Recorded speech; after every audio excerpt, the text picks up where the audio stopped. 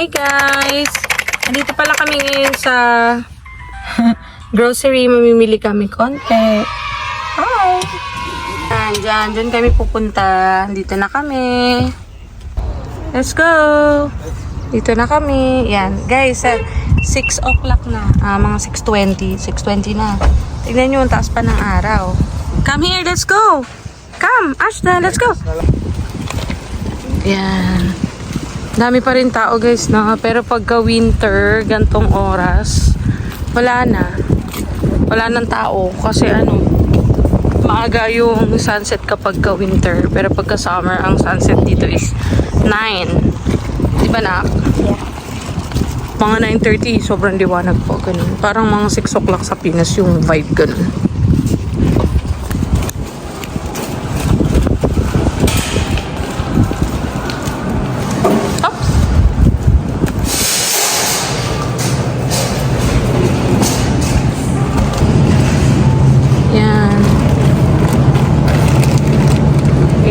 Presyo dito guys, yan, presyo dito. Hindi masyadong matao dito, hindi katulad sa Pilipinas yung mga grocery store. Sobrang dami siksikan, pati mall dito hindi, konting-konti lang yung mga tao. Hindi ganun ka siksikan. Ganyan lang siya. Tingnan niyo naman ang dami.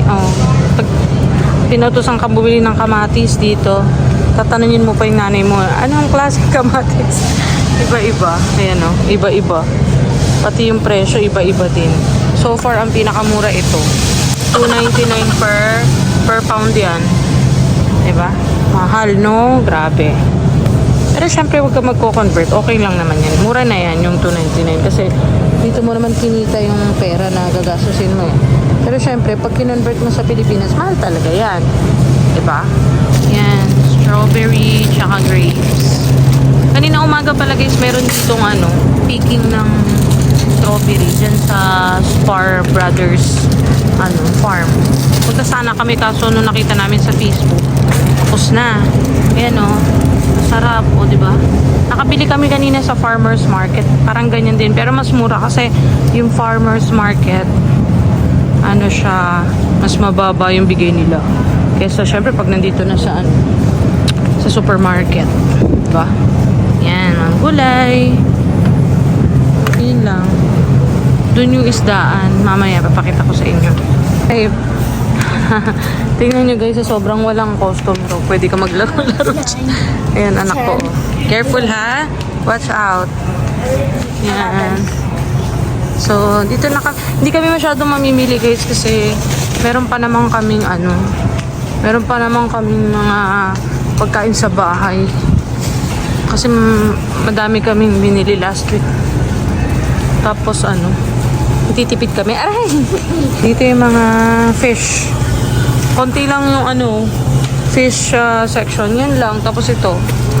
Ganyan. Wala yung fresh talaga. Nakatulad sa palengke sa Pilipinas. Wala. Ganyan lang siya. Yan.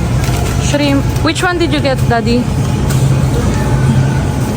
Yan ganyan lang siya. Parang mga crab stick, mga kan ba yan? Salmon. Diba walang katao-tao? Tingnan nyo naman.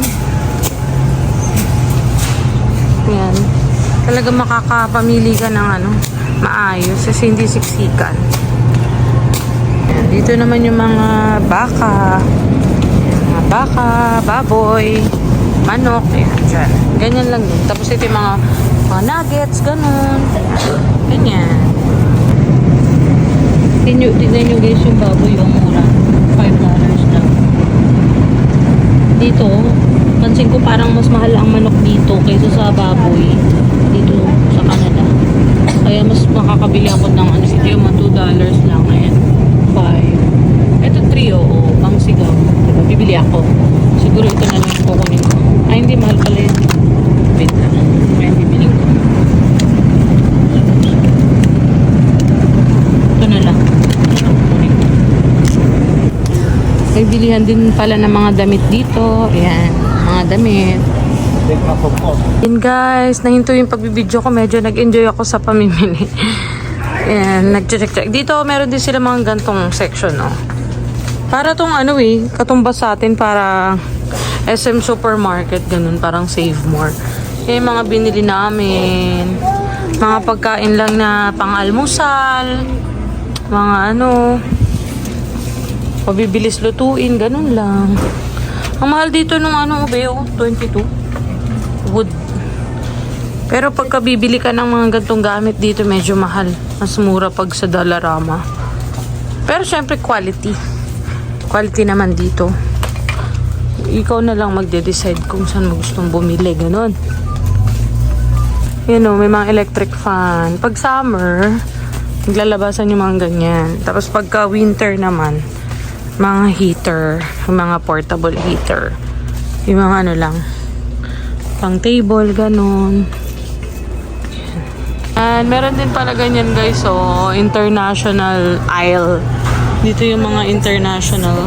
What's that? Potatoes. Potato sticks, okra to okra, oh. O yan o, potato sticks. So healthy. Ha ha ha. Yan, dito yung international aisle. Mix na dito. South Asian food, ganun. Filipino food. Ayan na po, nagpakarga na po ang bata. Nagsawa na siya dun sa car seat. Ay, sa car seat. Sa ano niya. Sa stroller niya. Ayan na siya. Oh. May hawak-hawak na pagkain.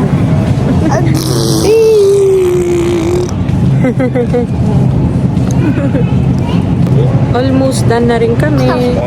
Bumibili lang kami ng salad. Kasi bumili kami ng Caesars. So, kain kami ng salad. Nagawa mo. Oh, you take. No. I mean, you'll get... Yan, babayad na kami, guys. Ayan, guys. It's 7:10 in the evening. Pero tignan nyo naman.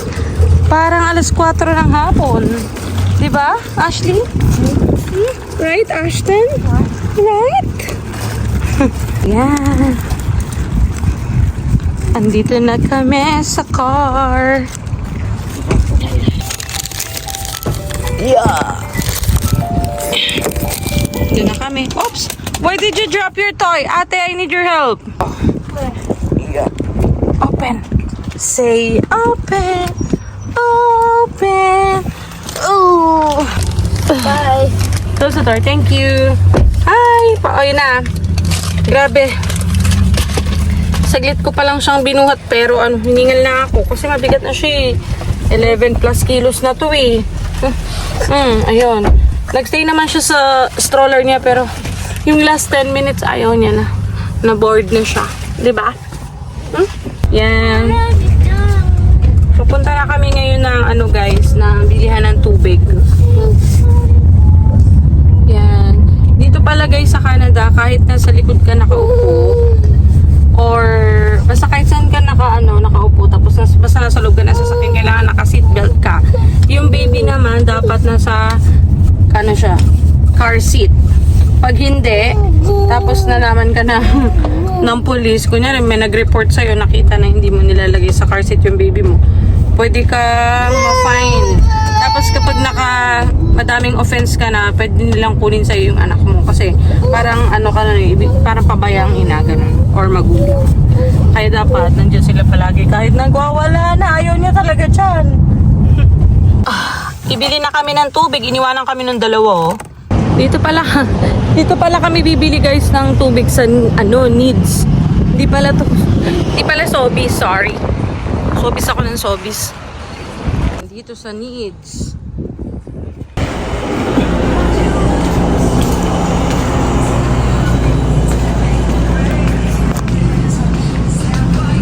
Saan na kayong dalawa? Yun. Dito na sila. Where's Ashley? Naka-shades ka pa. Yan. Dito kami bumibili ng or nagre-refill ng tubig.